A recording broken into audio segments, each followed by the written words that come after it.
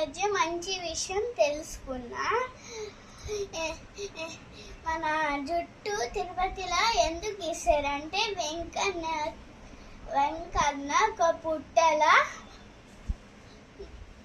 ఒక చీమ పుట్టల జ్ఞానం చేస్తుంటే నందీశ్వరుడు బ్రహ్మ వచ్చి ఆవు రూపంలో మారి గోవిందకి పాలిస్తే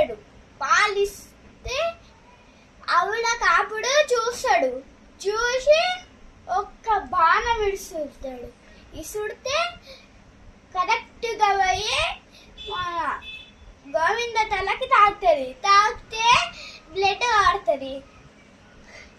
అప్పుడు ఆ దెబ్బ తగ్గిపోతే కానీ ఇంటికి రాలే, అంటే హెయిర్ రాకపోతే పైనుంచి ఒక దేవత వచ్చింది. ఆ దేవత దాని హెయిర్ తీసుకొని వెంకన్న లేపి అని జుట్టు పెడితే వెంకన్న అంటాడు, నా అందంకి నీ అందం పాడు చేసుకున్నావుగా అని అంటాడు. అప్పుడు ఆ పైనుంచి వచ్చిన